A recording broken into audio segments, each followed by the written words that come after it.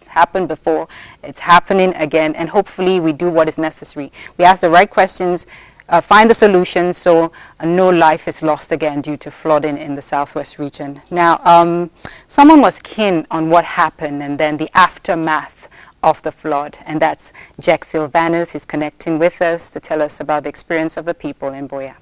Good morning, patients, and welcome to Buea Town. We are right here in Buea Town, where I want to describe as the epicenter of what is now known as the Saturday floods in Buea. Well, this is where, and of course, a lot of happenings that happened in Buea actually took place during this Saturday's dark waters that flowed from the top of the Mount Cameroon, and of course, to move down to Buea.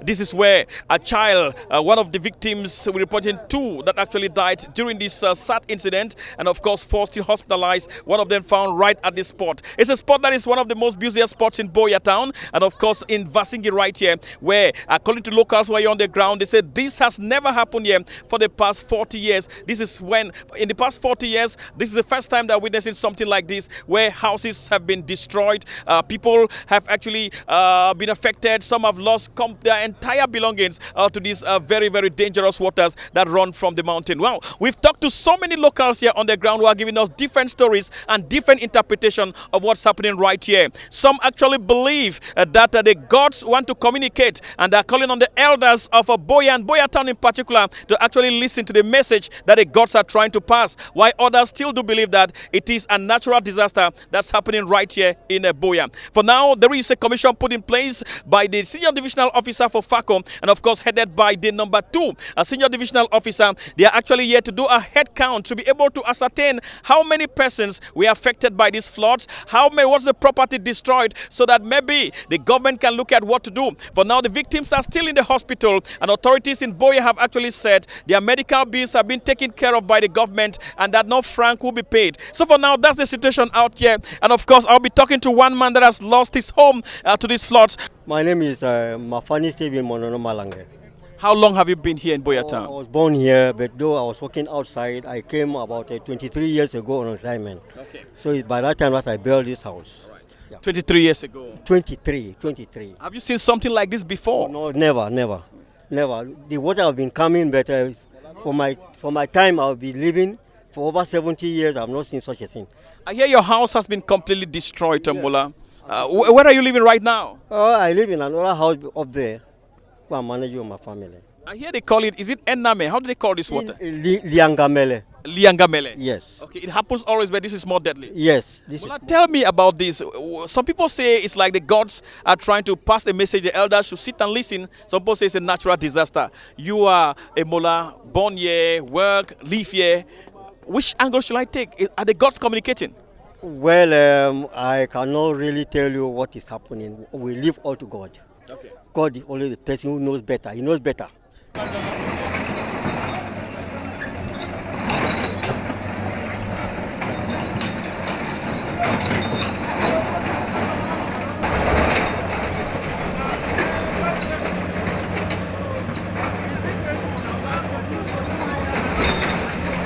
Actually, most of these things because the waterway was areas has been blocked. People are constructing within the waterway. And that's why the council decided to pick up this initiative of opening this gutter. I want to reiterate here the fact that I've been living here for more than 45 years. I know the trend, the way the water plays. The truth be spoken, the waterway has been manipulated too much. This is Bova.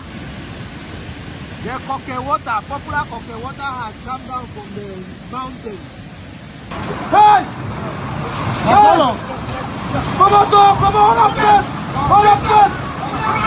It's been a disaster. The whole of Buea is a disaster zone, and it's been really horrible. Since I was a child, I haven't seen anything like this.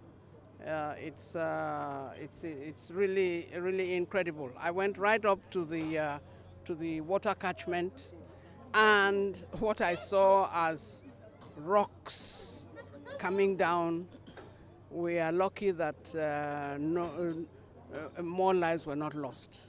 Well, it started right here, Patience, where you find this is the main catchment for Buea Town. It started by the waters running down the mountain, shattering that catchment before running down to mainland Buea. Well, you can see, Patience, the size of the rocks that have been stopped here by the mountain. And we want to say thank you, Fasamoto, because had these rocks touched down on the mountain, they will be telling about a different story, where we're counting 2 deaths, 4 hospitalized but out of danger, and lots of homes actually shattered, with some families like right now not having where they could stay. With me right here, Patience, is the Deputy Mayor for the Buea Council. Lord Mayor, good morning. Yeah, good morning. Yes, you came right here to see exactly what happened and to assess for yourself. What have you seen? Actually, we ought to have come here to make an on-spot assessment of what took place, what happened, the calamities that happened to the population of Buea, the municipality, which we are saying that it's an unfortunate natural situation. That notwithstanding, I think the municipality and all the other deconcentrated structures, starting from the service in charge of civil protection, there's the governor's office, the senior divisional officer's office, as well as the DO's office, they are putting all their heads together to see what they could do in order to perform what the law prescribes as per situations of this nature.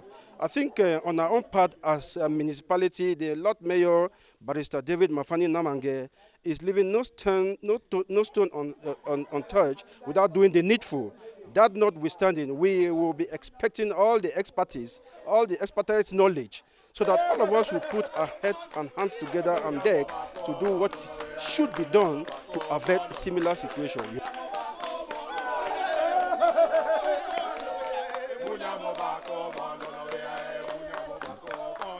Well, Patience, that's the picture we are getting right here from Buea Town itself, where it all happened. And of course, with me here is the youth president himself who brought these youths out there. They have come out in their numbers. Your dress, in your gloves and your rain boots. What have you been doing since Saturday? Since Saturday, we have been struggling to walk down at the market area where the rain deposited, the flood deposited materials grounds are down at Buea Town. So we're there cleaning since Monday, since on Saturday and today. All right. Asha. Thank you, sir. So that's it, Patience. I want to thank you very much from this end. We came right to the source to see a catchment that has been destroyed, and the way water actually moved down from the mountain with very mighty rocks, and of course touching down in Buea. For now, a committee has been put in place. I want to say a commission where the government has put in place to be able to do a head count for victims and possibly compensate them. From Buea, I am Jack Silvanos along with Mr. Bisong. We call him here aka Misiolo Director. It's over to you, Patience. Bye-bye.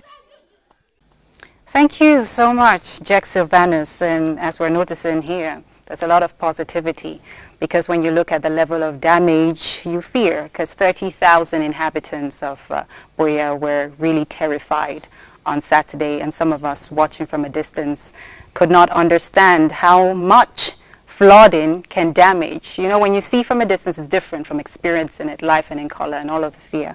But then we must remark that poor drainage and bad construction could lead to things like this, and therefore we need to correct so it doesn't repeat itself. But then to all my people of Buea Town,